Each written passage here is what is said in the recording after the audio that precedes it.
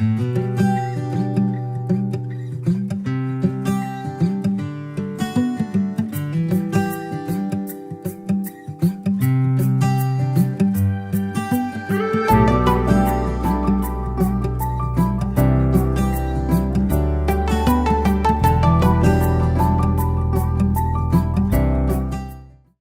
ஆண்டவர் நம்ம மத்தியில பேச சொன்ன தலைப்பு there is power in prayer. ஜெபத்திலே வல்லமை உண்டு. ஆமென். இன்றைக்கு ஜனங்க ஜெபிக்கிறாங்க. People pray when they are in struggle. People pray when they are in trouble. People pray when they are in problem. பிரச்சனை வந்தா, கஷ்டம் வந்தா, போராட்டம் வந்தா உடனே பண்றது என்னது? ஜெபம். போராட்டம் வந்தாதான் ஜெபம் பண்ணணும்ங்கற ஞாபகமே வரும். ஓ, அப்போ அந்த ஞாபகம் வர்றதுக்கு காரணமே போராட்டம் தான். ஆனா prayer is not an option, dear friend. அன்பு சகோதரனே சகோதரியே, திருச்சபையே, prayer is not an option but prayer is necessary. ஜெபம் ஒரு ஆப்ஷன் கிடையாது, ஜெபம் அவசியம். ஆமென் சொல்லுங்களேன். ஆமென். ஹalleluya. வேதத்துல ஆதியாகமத்திலிருந்து வெளிப்படுத்தல் வரைக்கும் we can see ஒரு தனி நபருடைய ஜெபம் ஒரு பெரிய அசைவை உண்டு பண்ணினதை நம்ம பார்க்க முடிகிறது. we can see a greater impact created by one single person's prayer. ஒரு தனி மனிதனுடைய ஜெபம் ஒரு பெரிய மாற்றத்தை உண்டு பண்ணுச்சு. என்னால ஒரு சாட்சி சொல்லாம இருக்கவே முடியாது. பல ஆண்டுகளுக்கு முன்னாடி ஜெசிமா இதே கிராமத்துல ஒரு வீடு இருந்துச்சு. அந்த வீட்டுக்கு பேரு ஜெப வீடு. பழைய ஆட்களுக்கு தெரியும். ஆலயத்தின் அருகாமையிலே இருந்தது அந்த ஜெப வீடு. அந்த வீட்டிலே ஒரே தனி நபர் இருந்தாங்க. அவங்க பேரு அம்மாச்சி அம்மா அப்படின்னு சொல்லுவாங்க, செல்லம்மா. ஆனா உண்மையான பேரு பிரகாசம்மாள் ரங்கசாமி. அவர்களுடைய பிள்ளைகளோடு கூட வாழ இல்லது பேர பிள்ளைகளோடு கூட இருக்கிறதுக்கு சந்தோஷமா எண்ணல தனி வீடை வாங்கிட்டு வந்து இதே ஊர்ல இருந்தாங்க. அவர்கள் என் அப்பாவுடைய பாட்டிமா, எனக்கு கொள்ளு பாட்டின்னு சொல்லுவாங்க. அவர்களுடைய ஒருத்தருடைய ஜெபம் இன்னைக்கு நீங்க முடிச்சூர்ல இருக்கிற அநேக கிறிஸ்தவ குடும்பங்களுக்கு காரணமாக இருக்கிறது. கர்த்தரை அறியாத அநேக ஜனங்கள் இயேசுவின் அன்பை ஏற்றுக்கொள்வதற்கு காரணமாக இருந்தது அவர்களுடைய தனி மனுஷியுடைய ஜெபம். ஒவ்வொரு வருஷமும் கூட்டம் நடத்துவாங்க ஜெசிமா. எவ்ரி இயர் நம்ம கன்வென்ஷன் கூட்டத்தை பெருசா பேசிட்டு இருக்கிறோம். ஆமா, நான் இத்தனை பேரை கூப்பிட்டோம், அதை பண்ணோம், மேடையில பாடணும், 150 பேர் நிறுத்தணும். மாட்டு வண்டியில கன்வென்ஷன் நடத்திருக்கிறாங்க அம்மாச்சி அம்மா இதே ஊர்ல. மாட்டு வண்டியை வச்சு 40 லைட் போட்டிருப்பாங்க. 40 பேர் இருக்க மாட்டாங்க, ஆனா 4 பேர் ரட்சிக்கப்படுவாங்க ஒரு கூட்டத்துல. ஆமென். அவர்களுடைய ஜெபம் இன்னைக்கு நிக்க வைத்திருக்குது. நான் என் குடும்பத்தை பத்தி சொல்லலாம், நான் எனக்கு தெரிஞ்சவங்களை பத்தி சொல்லலாம். Do you have any experience that யாராவது ஒரு இம்பாக்ட் கிரியேட் பண்ணவங்க தெரியுமா ஜெசிமா? நான் பர்சனலா அம்மாச்சி அம்மாவை பார்த்தது இல்ல. பட் வந்ததுல இருந்து நான் நிறைய கேள்விப்பட்டிருக்கிறேன் அவங்கள பத்தி. அவங்கள போலவே நான் கண்ணார 16 ஆண்டுகளுக்கு முன்பாக நான் இந்த முடிச்சூர் கிராமத்திற்கு நான் கடந்து வந்து கண்ணார பார்த்த ஒரு டெஸ்டிமனி என்னுடைய மாமியார். இன்னைக்கு என் முகம் பிரகாசமா இருக்கா இல்லையா? எப்பவுமே இருக்குதா? இன்னைக்கு ஸ்பெஷலா இருக்குதுன்னா பிகாஸ் 2 வருஷம் 2 மாசம் கழிச்சு எங்க மாமியார் என்ன பார்த்தேன். உண்மையிலே ரொம்ப சந்தோஷப்பட்டேன். நான் வேற அவங்களை கட்டி பிடிச்சி இந்த போட்டோ வேற இவர் எடுத்து வச்சுட்டாரு. நாளைக்கு ஏதாவது சண்டை வந்தா என்கிட்ட காட்டுவார் பாரு. இன்னைக்கு அம்மா எங்க மத்தியில இருக்கிறது எங்களுக்கு ஒரு பெரிய சந்தோஷம், டபுள் சந்தோஷம். ஏன்னா திருமணமாக்கி வந்த நாள் முதல் கொண்டு அவர்களை ஒரு ஜெப வீராங்கனையா தான் நான் பார்த்தேன். அவங்க வீட்டுல இருந்தாங்கன்னா நான் ஜெபிக்கலன்னா கூட மனசுக்குள்ள ஓரத்துல ஒரு ஹாப்பினஸ் இருக்கும். என்னன்னா அம்மா இருக்கிறாங்க, ஜெபிச்சுப்பாங்க நம்ம குடும்பத்திற்காக. அவங்க ஆஸ்திரேலியா தேசம் ஒவ்வொரு முறையும் போகும் பொழுதும் எனக்குள்ள ஒரு பயம் ஏற்படும். என்னன்னா நம்ம குடும்பத்திற்காக நம்ம இன்னும் நிறைய ஜெபிக்க வேண்டியது இருக்கும். அம்மா இங்க இல்லையே, என்னதான் அந்த தூரத்துல இருந்து அவங்க ஜெபிச்சாலும் வீட்டுக்குள்ள ஒரே வீட்டுக்குள்ள அவங்க இல்லையே அப்படிங்கிற கவலை என்ன நிறைய கவலைக்குள்ள ஆக்கி இருக்கிறது. அப்படி ஜெபிச்சு ஒரு காரியத்தை நிறைவேற்றுகிற ஒரு பெண்மணியா எங்க மாமியாரை நான் பார்த்திருக்கேன். ஆமா, கொஞ்சம் முன்னாடி வாங்கம்மா. அவங்க நிறைய விஷயங்களை ஹேண்டில் பண்ணியிருக்கிறாங்க. எப்படி ஹேண்டில் பண்ணாங்கன்னா நான் சொல்லணும், என்ன ஹேண்டில் பண்ணதே பெரிய விஷயம். அவங்கள எங்க ஐயாவை ஹேண்டில் பண்ணி என்கிட்ட சூப்பரா கொண்டு வந்து கொடுத்துருக்காங்க எங்க மாமியார். அதனால உண்மையிலே நான் ரொம்ப ரொம்ப ரொம்ப ரொம்ப அவங்களுக்கு கடன் பட்டிருக்கிறேன். சொல்லுங்க தான் உங்க டெஸ்டிமனி.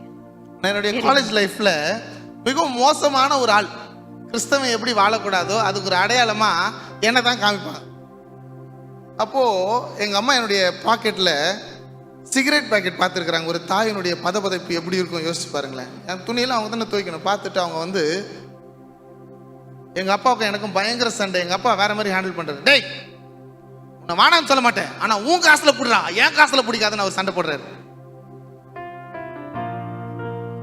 நான் தப்பு பண்ண மாட்டேன், தப்பு பண்றதா இருந்தா பயப்பட மாட்டேன். அப்படி ஒரு வாழ்க்கை அந்த வாழ்க்கை. ஆனா எங்க அம்மா இவன் கிட்ட பேசினா பிரயோஜனம் கிடையாது. கண்ணீரோடு கூட நான் எந்த கிழமை பிறந்தனோ அந்த கிழமை எனக்காக உபவாசிப்பாங்க அம்மா. She prayed, she prayed, she prayed, she prayed. அவ்வளவுதான். ஜெபம் பண்ணாங்க, ஜெபம் பண்ணாங்க, ஜெபம் பண்ணாங்க, ஜெபம் பண்ணாங்க. நான் மாறும் வரை ஜெபம் பண்ணாங்க. எங்க அப்பா இன்னைக்கு ஊழியக்காரன் நிக்கிறார். 10 வருஷம் முழங்கால் யுத்தம். அவர்கள் முழங்கால் தேய்ந்திருக்கும். நான் இன்னைக்கு ஊழியக்காரனா நிக்கிறேன். It is not because of me. நாங்க குடும்பமா இன்னைக்கு ஊழியம் செய்யறோம்னு சொன்னா இது எங்களுடைய முயற்சியோ எங்களுடைய சுயபலமோ எங்களுடைய ஞானமோ இல்ல, ஒரு நபருடைய ஜெபம். There is power in prayer. எல்லாரும் சொல்லுங்க, ஜெபத்தில் வல்லமை. அதுக்கு அடையாளம் தான். அதுக்காக தான் அவங்களை கனப்படுத்துறேன் நான். அம்மா, I love you so much. கண்ணீரோடு கூட சொல்றேன், இந்த ஜெபத்துக்கு ஒரு வல்லமை இருக்கிறது. There is power in prayer. ஆண்டவர் சொல்லி அனுப்பின காரியம் என்ன தெரியுமா? This is the season of prayer. இது ஒரு சீசன். இந்த சீசனை ஜெபத்திற்காக கர்த்தர் வைத்திருக்கிறார். அதுவும் சொல்லி அமைச்சிருக்கிறாரு. ஒரு இயக்கத்தை உருவாக்கணும், பிரேயர் மூமெண்ட் இந்த சபை உருவாக்கணும்னு சொல்லி கர்த்தர் விரும்புகிறார். There is going to be a movement. ஒரு இயக்கம், ஜெப இயக்கத்தை கர்த்தர் உருவாக்க விரும்புகிறார். அந்த இயக்கம் இந்த சபையில உங்கள் மூலமாக, என் மூலமாக, உன் குடும்பத்திற்காக ஒரு இயக்கம் ஆரம்பிக்க போகிறது. ஆமென் சொல்லுங்களேன். அந்த ஜெப இயக்கம் சபையிலே ஆரம்பிக்க போகிறது. கரங்களை தட்டி ஆண்டவருக்கு ஒரு நன்றி சொல்லுங்க பார்க்கலாம். அந்த ஜெப இயக்கம் உன் குடும்பத்திலே ஆரம்பிக்க போகிறது. ஆமென் சொல்லுங்களேன். அந்த ஜெப இயக்கம் உன் வாழ்க்கையில தனிப்பட்ட முறையிலே ஆரம்பிக்க போகிறது. ஹalleluya. ஜீவியத்திற்கு இதுதான் சட்டம், இதுதான் ரூல், வேற வழியே கிடையாது அப்படின்னு சொல்லி இன்னைக்கு நம்ம அந்த யாக்கோபை போல போராடினேன் பாடும் பொழுது தான் ஒவ்வொரு முறையும் யாக்கோபை போல நான் போராடுவேன், எலியாவை போல நான், எத்தனை பேர் ஜெயித்திடுவேன் மாத்தி பாடினீங்க? நான் பாடினேன் மாத்தி ஜெபித்திடுவேன் பாடுறதா ஜெயித்திடுவேன் பாடுறதான்னு தெரியாம குழப்பி பாடினேன். பாடினீங்களா அப்படி யாராவது? நான் மட்டும்தான் தப்பு பண்ணனா? அப்புறம் நான் மனசுல நினைச்சேன், ஜெபிச்சாதான் ஜெயம், ஜெபிச்சாதான் ஜெயம். ஹalleluya. There is power and there is victory through prayer. Amen. Hallelujah. பால் யாங்கிச்சோ ஐயாவுடைய சர்ச் தான் உலகத்திலே மிக பிரம்மாண்டமான பெரிய சபை. அந்த சபையுடைய வெற்றியின் ரகசியம் என்ன? எப்படி இவ்வளவு ஆத்துமாக்களை நீங்க சந்திச்சீங்க? ஒரு கொரியா தேசத்துல ஒரு எழுப்புதல் வந்ததுக்கு காரணமா இருந்தது. காரணம் என்னன்னு கேட்டா அவர் ரகசியமா சொன்னாராம். 3 விஷயம்னு சொன்னாராம். என்ன சொன்னாரா? 3 விஷயம் நம்ம ஆளுங்க ரகசியமா சொல்லி கொடுத்தாங்க. 3 விஷயத்தை தவறாம செய்யணும். என்ன தெரியுமா நம்ம ஆளுங்க சொல்லி கொடுத்தது? காலையில சாப்பாடு, மதியம் சாப்பாடு, என்ன நடந்தாலும் சோறு தான்ப்பா முக்கியம். காலையில சாப்பாடு, மதியான சாப்பாடு. இது நம்மளுடைய வெற்றியின் ரகசியம். ஆனா பால் யாங்கிச்சோ கிட்ட கேட்டப்ப அவர் சொன்ன காரியம் என்ன? ஜெபம் பண்ணணும். முதல் காரியம். 2வது காரியம் ஜெபம் பண்ணணும். 3வது காரியம் ஜெபம் பண்ணணும். This is prayer. ஆமென் சொல்லுங்களேன். ஆமென். ஹalleluya. ஹalleluya. Prayer is necessary. Prayer அவசியம். Prayer is necessary. எல்லாரும் சத்தமா சொல்லுங்க. Prayer is necessary. ஆமென் சொல்லுங்களேன். ஜெபம் அவசியம். Prayer is not an option. இது பிரேயருடைய சீசன். ஒரு இயக்கத்தை கர்த்தர் உருவாக்க போகிறார். ஜெப இயக்கம். ஆமென் சொல்லுங்களேன். அந்த இயக்கத்தின் தீப்பொறியாக தான் இன்றைக்கு நீங்க இருக்கிறீங்க. ஆமென் சொல்லுங்களேன்.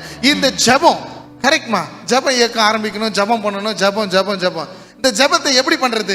இயேசுவானவர் என்ன சொல்லி கொடுத்தார் சொல்லுங்களேன். ஆண்டவராக இயேசு கிறிஸ்து மத்தேயு எழுதின சுவிசேஷம் 5ஆம் அதிகாரத்துல நம்மளுக்கு மலை பிரசங்கத்துல அவர் நிறைய விஷயங்களை உபதேசங்களாக அவர் சொல்லி கொடுத்ததை நம்ம பார்க்கிறோம். மத்தேயு 5ல நீங்க ஆரம்பிக்கும் பொழுதே பார்த்தீங்கன்னா அவர் தமது வாயை திறந்து உபதேசித்து சொன்னதாவது அப்படின்னு ஆரம்பிக்கிறது. 2ஆம் வசனம் 5:2. அவர்களுக்கு உபதேசித்து சொன்னது என்னவென்றால் அப்படின்னு சொல்லி கிட்டத்தட்ட நம்மளுக்கு 2 அதிகாரங்களுக்கு மேல 7ஆம் அதிகாரத்தினுடைய கடைசி வரையில அவருடைய மலை பிரசங்கத்தை நம்ம பார்க்கிறோம். அப்ப அவர் பேசின ஒவ்வொரு விஷயமும் டீச்சிங், உபதேசம்.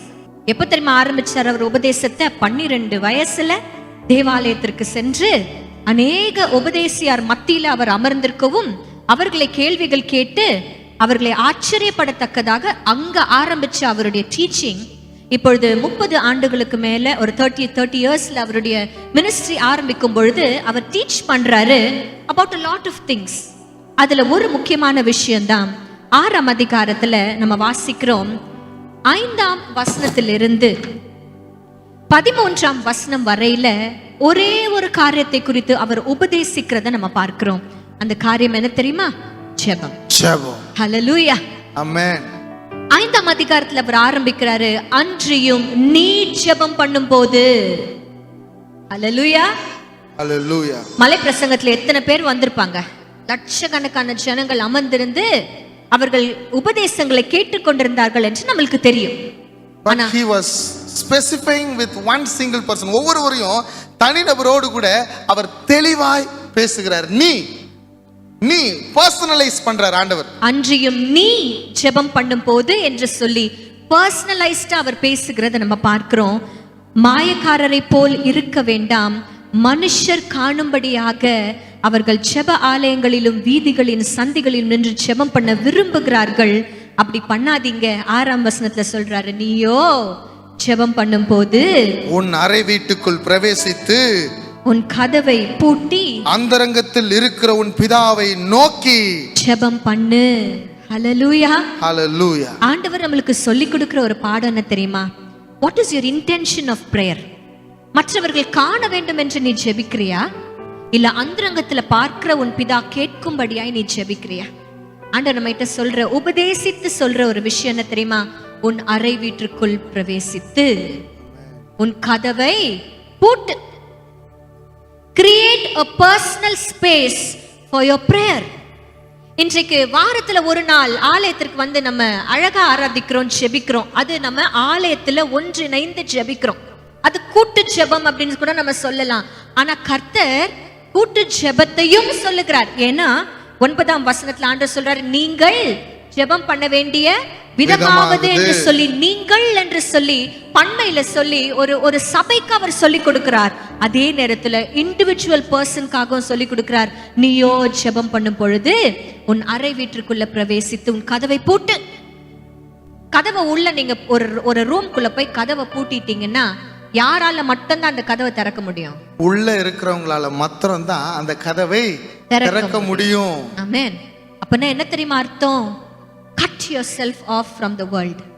மற்றவர்கள் சுற்றி இருக்கிற மனுஷரை, எந்த மனுஷர் பார்க்கணும் அப்படின்னு சொல்லி இன்டென்ஷன் தப்பா நீ ஜெபிக்காத. எந்த மனுஷரும் உன்னை பார்க்க தேவையில்லை. ஆண்டவர் அதான் சொல்றார், எந்த மனுஷரும் உன்னை பார்க்க தேவையில்லை. உன் ஜெபத்துல உன்னை காண வேண்டியது ஒரே ஒருத்தர் மாத்திரம்தான். அது யார்? அந்தரங்கத்தில் பார்க்கிற உன் பிதா. ஆமென். ஹல்லேலூயா.